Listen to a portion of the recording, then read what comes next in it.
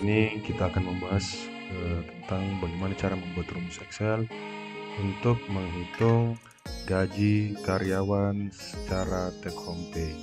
Di sini ada beberapa komponen perhitungan penggajian, yaitu pertama NIK, nomor rekening bank karyawan, nama karyawan, jabatan, total gaji atau upah sebulan, kemudian komponen penambah gaji atau upah, komponen penambahnya yaitu total lembur sebulan, total bonus sebulan, tunjangan makan dan transportasi. Ketiga komponen penambah ini ada di sheet di bawah ini. Sini untuk gaji dan upah, kemudian tunjangan makan, transportasi, lembur dan bonus. Nah, kemudian lanjut. Setelah itu di sini ada komponen yang kategorinya benefit atau tanggungan perusahaan, itu BPJS Kesehatan, kemudian BPJS Ketenagakerjaan, di mana untuk BPJS Kesehatan dan Ketenagakerjaan ini merupakan tanggung jawab perusahaan, biayanya dibayar oleh perusahaan. Dimana kita ketahui BPJS Kesehatan dan BPJS Ketenagakerjaan itu ada sebagian jaminan yang ditanggung oleh perusahaan. Kemudian komponen pengurang gaji atau upah bagi tanggungan karyawan. Maksudnya tanggungan karyawan di sini adalah yang akan dipotong nanti dari total gaji, kemudian dari ditambah dengan komponen penambah gaji atau upah, akan dikurangi dengan komponen pengurangan gaji. Setelah itu akan mendapat total pendapatan sebulan, kemudian total pengurangan sebulan, maka kita akan memperoleh take home pay sebelum pajak. Nah, sedangkan take home pay setelah pajak, kita harus menghitung terlebih dahulu apa saja sih komponen yang dikenai pajak. Sini sudah ada rumusnya, nanti saya jelaskan satu-satu.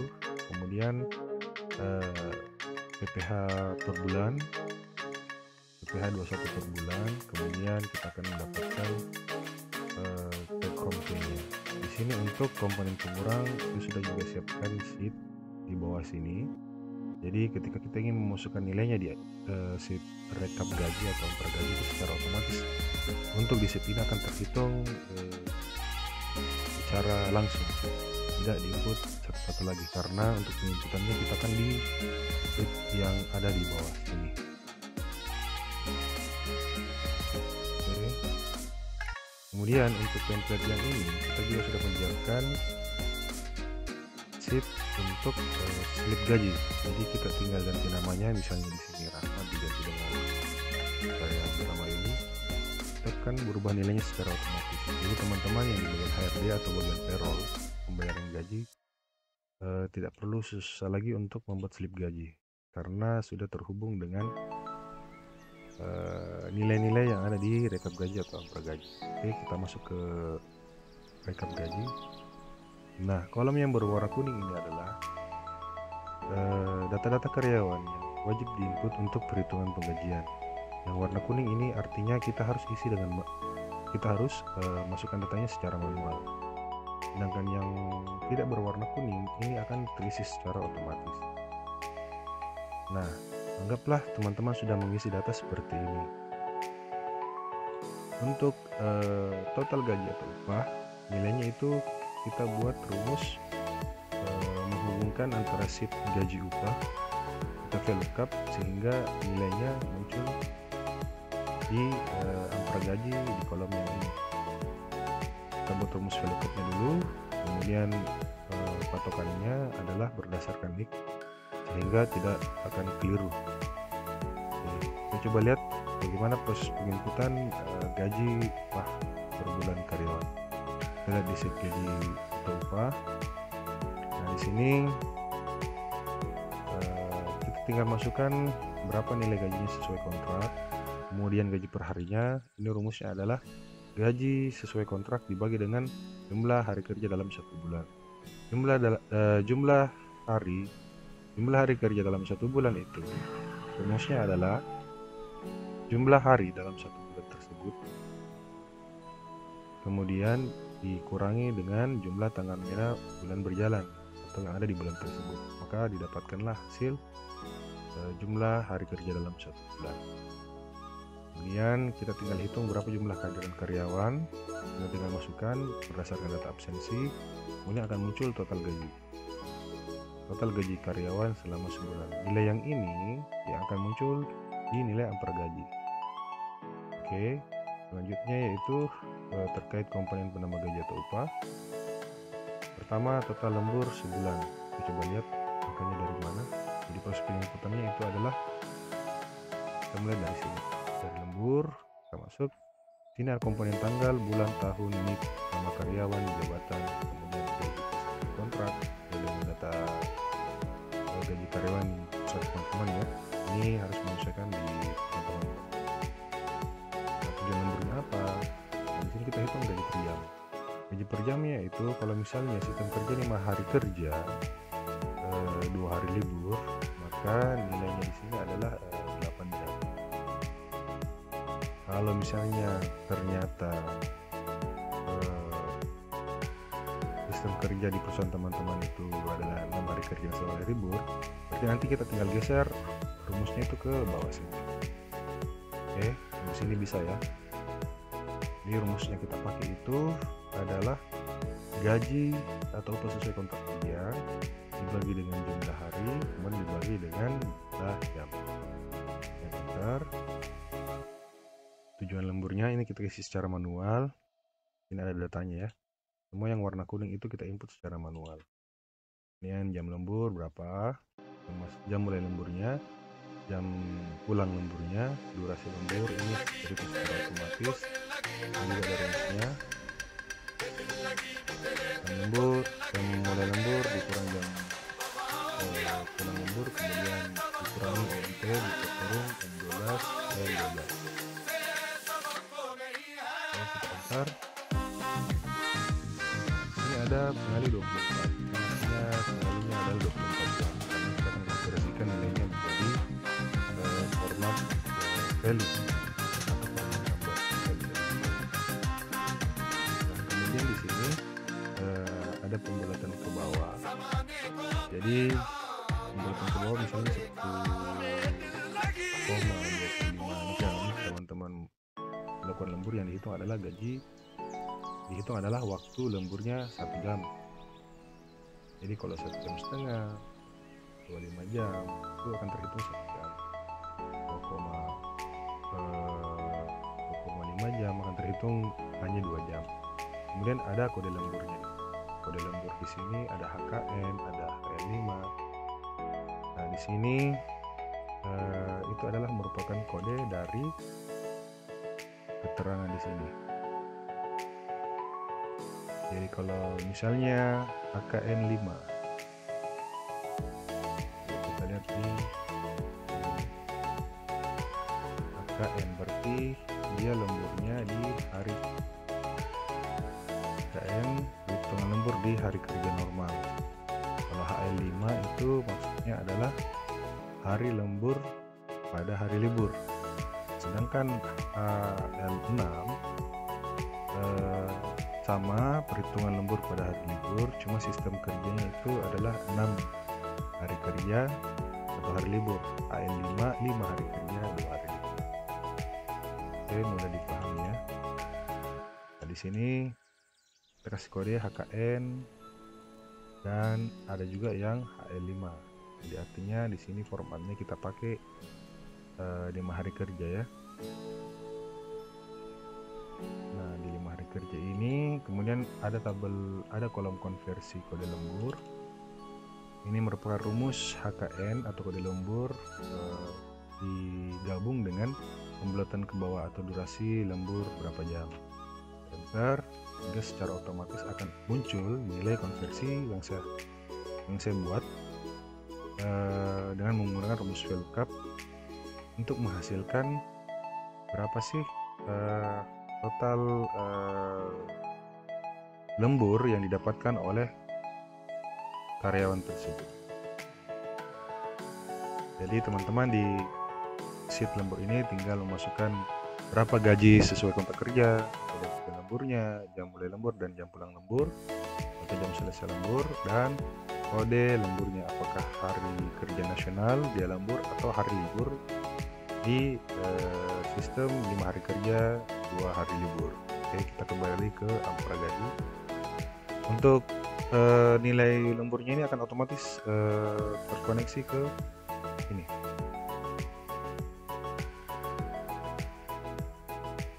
Nah, di sini karena tidak ada nama Rahmat ya, jadi nilai lembur di Ampera Gaji itu Rahmat total lemburnya nggak ada.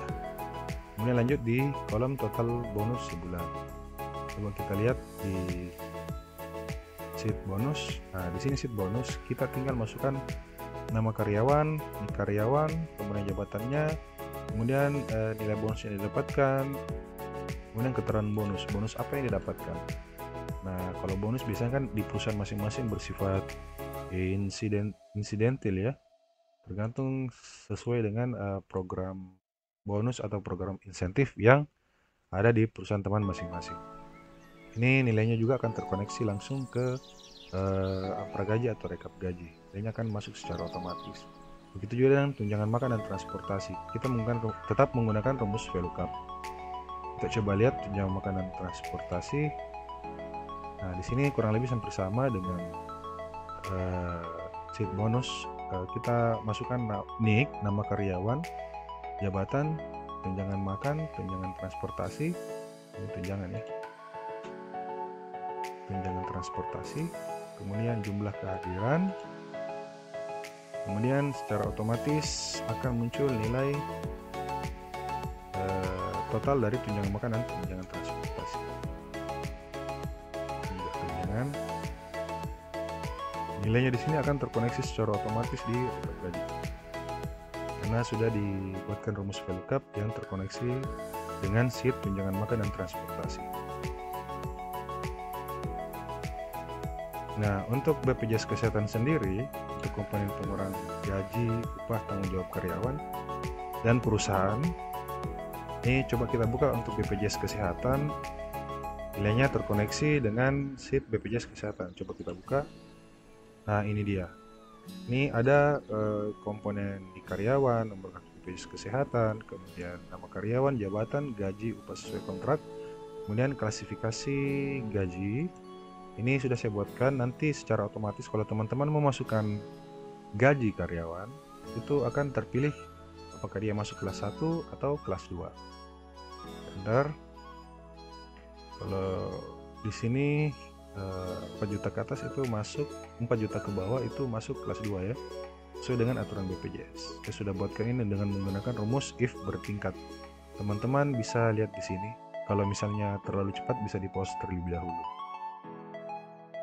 Kemudian akan terhitung secara otomatis gaji atau upah standar sesuai dengan ketentuan BPJS. Nah, semua keterangan-keterangan yang ada di menjadi standar oleh pihak-pihak terkait, yang dimana di sini BPJS Kesehatan, semua aturannya saya sudah tulis di bagian bawah dari tabel dari masing-masing sheet ya. Di sini teman-teman bisa lihat ada keterangannya di situ. Jadi kalau misalnya bingung ini dari mana nilainya, teman-teman bisa lihat dari keterangan yang ada di bawah.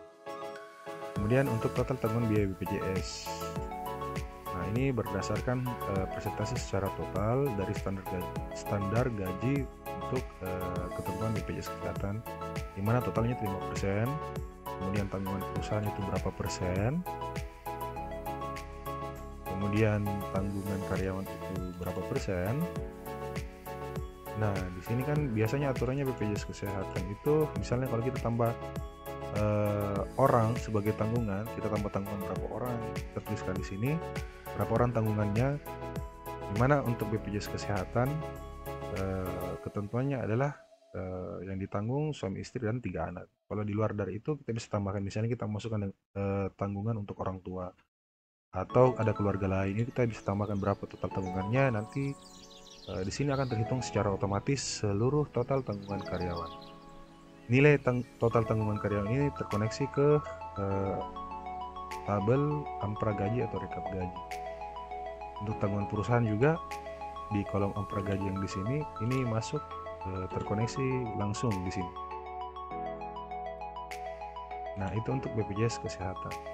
Kemudian lanjut BPJS Ketenagakerjaan. Sini juga sama ya, sesuai dengan hampir sama dengan proses perhitungan untuk BPJS Kesehatan. Untuk BPJS Ketenagakerjaan sendiri itu aturannya saya sudah buat di bawah. Kemudian untuk rumusnya sendiri, di sini ada kolom jaminan kematian itu ditanggung perusahaan. Nah, di sini ada rumusnya ya, berapa persen dari gaji atau upah dari karyawan. Kemudian risiko pekerjaan, ada rendah, ada sangat rendah, ada sedang. Kemudian faktor risikonya ini juga sudah saya buatkan rumus yang terkoneksi risiko pekerjaan dan berapa sih faktor pengalih dari jaminan kecelakaan kerja berdasarkan risiko kerjanya. Jadi teman-teman tidak perlu khawatir, semua nilainya ini akan otomatis. Teman-teman hanya fokus untuk mengisi kolom-kolom yang berwarna kuning. Sisanya untuk yang tidak berwarna kuning itu akan terhitung secara otomatis.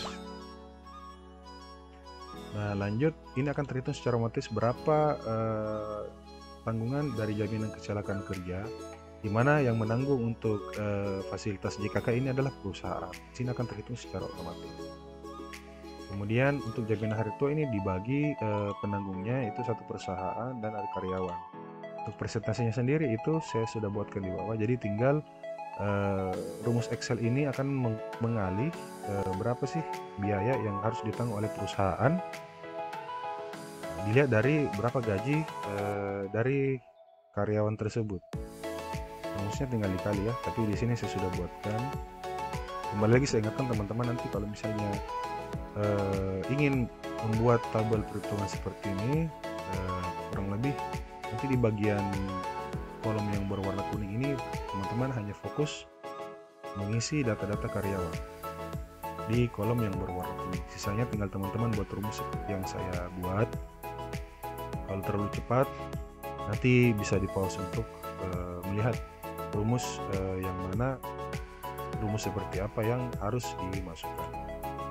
Kemudian ada jaminan pensiun. Jaminan pensiun sendiri ada ketetapan standar gaji pensiun untuk jaminan pensiunnya yang ditetapkan oleh BPJS Ketenagakerjaan.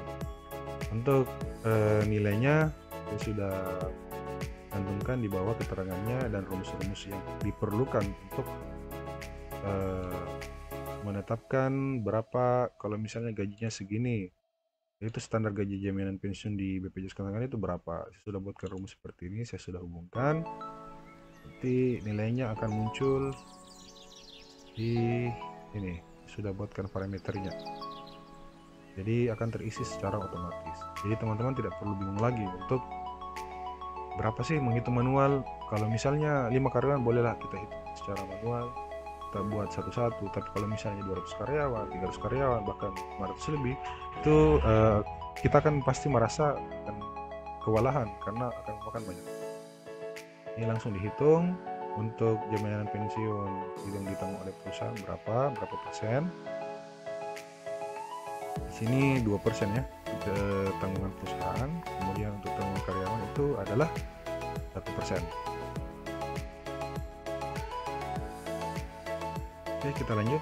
Di sini ada standar gaji jaminan kehilangan pekerjaan. Ini juga saya sudah koneksikan dengan gaji sesuai kontrak kerjanya berapa. Ini saya juga sudah buat parameter untuk jaminan kehilangan pekerjaan hingga terhubung dengan menggunakan rumus VLOOKUP. Jadi ini otomatis akan terhitung karena kolomnya tidak berwarna kuning. Kemudian jaminan kehilangan pekerjaan di mana merupakan tanggung pemerintah dari subsidi dari potongan jaminan yang yang menjadi fasilitas BPJS Ketenagakerjaan. Jadi ini bukan tanggungan dari karyawan atau tanggungan dari perusahaan, akan terhitung juga secara otomatis. Ini rumusnya itu seperti ini. Standar gaji jaminan kehilangan pekerjaan, kemudian dikali subsidinya berapa, subsidi dari pemerintah dan subsidi dari potongan jaminan kesehatan di fasilitas yang sesuai dengan ketetapan dari BPJS Ketenagakerjaan. Di sini nilainya akan terhitung secara otomatis. Nah, di sini saya bagi dua total tanggungan perusahaan untuk BPJS Ketenagakerjaan ya. Saya tinggal jumlahkan yang ada kode perusahaan di sini. Ada perusahaannya. Oke. Kemudian untuk karyawan sendiri, total tanggungan karyawan ini tinggal dijumlahkan berapa tanggungan karyawan. Ini ada kode karyawan ya, karyawan. Oke, ini nilainya 22. Nanti tanggungan perusahaan dan tanggungan karyawan akan terkoneksi langsung di amper gaji atau rekor gaji. Nah, kemudian kita lanjut di potongan. Potongan dia punya sheet juga, jadi teman-teman tinggal memasukkan potongannya, siapa yang mungkin ada regulasi di perusahaan teman-teman, ada potongan terkait kesalahan input bagi orang administrasi, kemudian sanksi administrasi, misalnya jika ada pelanggaran sekian maka dia akan mendapatkan potongan sekian. Kemudian potongan keterlambatan, potongan pinjaman koperasi. Cuma potongan keterlambatan kayaknya nih terlalu besar ya, kita anggaplah dia dapat potongan sering terlambat dapat potongan 50.000. Kemudian pinjaman koperasi, mungkin teman-teman karyawan punya kesulitan secara ekonomi, terus kemudian perusahaan memiliki fasilitas untuk memberikan pinjaman kepada karyawan, dan yang akan dipotong nanti ke depannya pada saat penerimaan gaji. Kemudian di sini ada perhitungan PPh 21. Coba kita lihat dulu di amper gaji. Nah, di amper gaji kolom selanjutnya adalah total pendapatan sebulan, kemudian total pengurangan sebulan. Total pendapatan sebulan itu adalah penjumlahan dari total gaji atau upah sebulan, kemudian ditambah dengan komponen penambah gaji atau upah. Ini rumusnya ya, sum. Kita pakai rumus sum saja supaya lebih cepat proses penjumlahan. Kemudian total pengurangan sama, kita pakai rumus sum juga. Tinggal dijumlahkan komponen pengurangan. Kemudian take home pay adalah pengurangan antara total pendapatan sebulan dikurangi total pengurangan sebulan. Dan mohon maaf kepada teman-teman, mungkin agak sedikit terganggu dengan suara-suara ini karena proses perekaman ini saya lakukan pada sore hari, karena mungkin masih banyak aktivitas yang ada di luar ya. Jadi ada sedikit suara-suara yang agak mengganggu, mohon dimaklumi. Kemudian komponen kena pajak.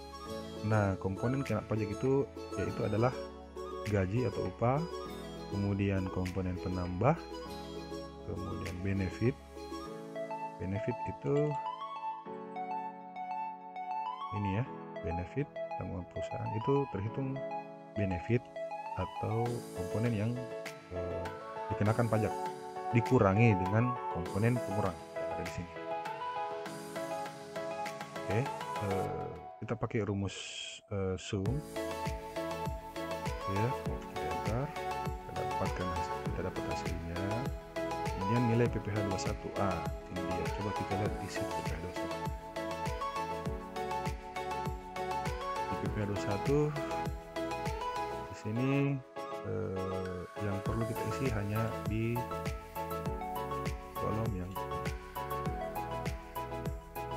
maka semua akan terhitung secara otomatis karena mulai dari bagian sini kolom yang ini sudah pakai rumus mengkoneksikan nilai dari gaji atau komponen yang kena pajak, pendapatan kena pajak, yang biaya jabatan, terusnya ini seperti ini, kemudian gajinya itu sebulan.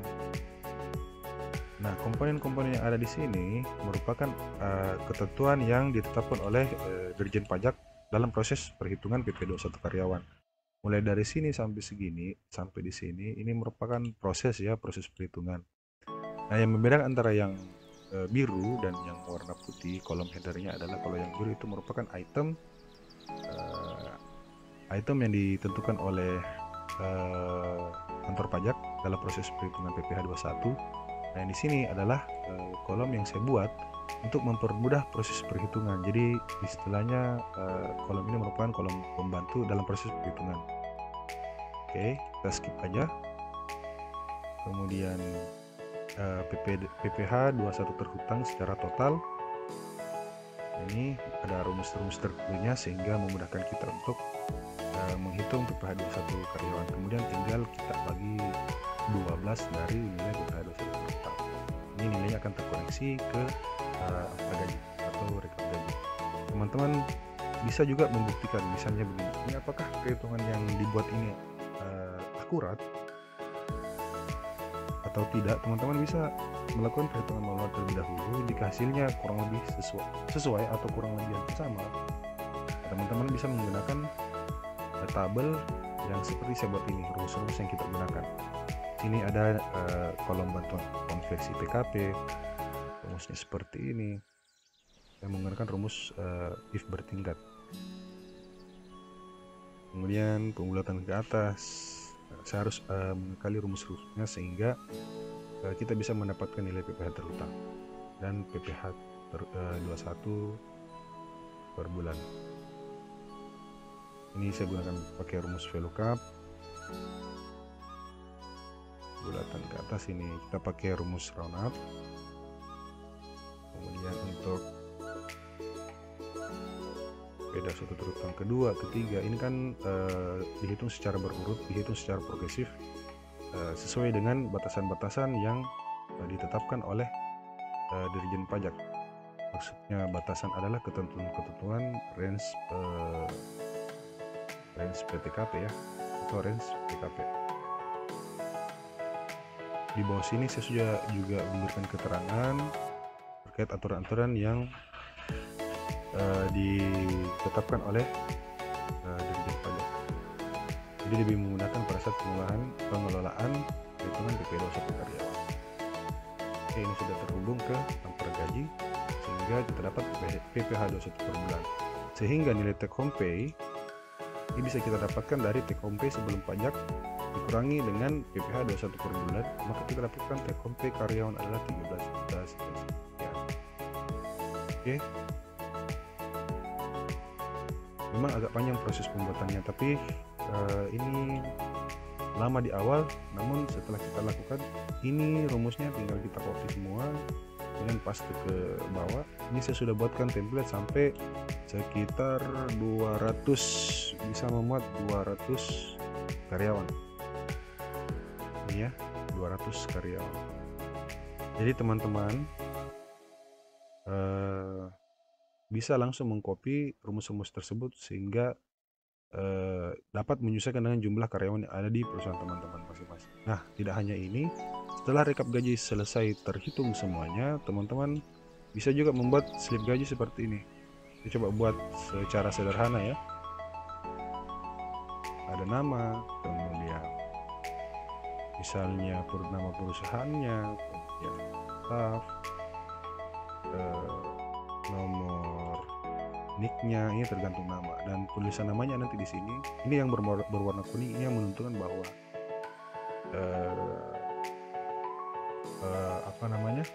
untuk memasukkan nama karyawan dan kita akan print atau akan kita kirimkan slip gaji seperti ini. Biasanya untuk mempermudah teman-teman agar dapat mengurangi penggunaan kertas, ini bisa langsung di screenshot seperti ini, di copy langsung dikirim via WhatsApp. Kalau misalnya di perusahaan teman-teman membolehkan proses seperti itu untuk pengiriman slip gaji, atau bisa juga langsung di print.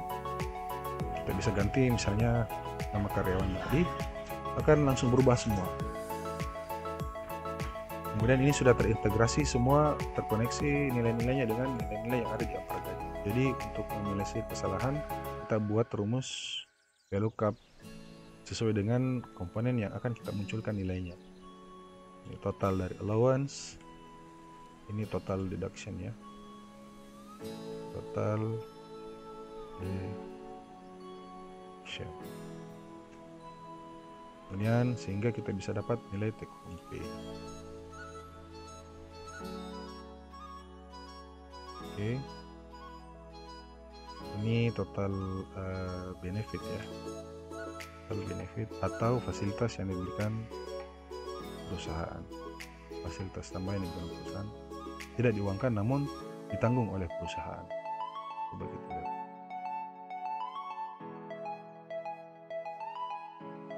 Ini nilainya sama, 5.66.500.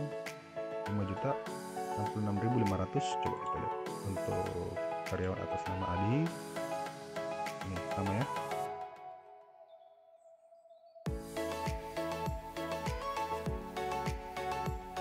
Oke, saya rasa itu.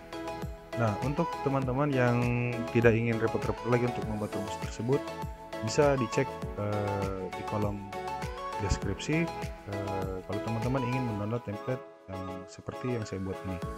Jadi teman-teman tidak perlu lagi capek-capek membuat rumus. Oke, sekian dari saya, semoga bermanfaat. Jika video ini bermanfaat untuk Anda, silakan klik tombol like dan subscribe. Dan jangan lupa berikan sarannya di kolom komentar agar channel ini terus berkembang.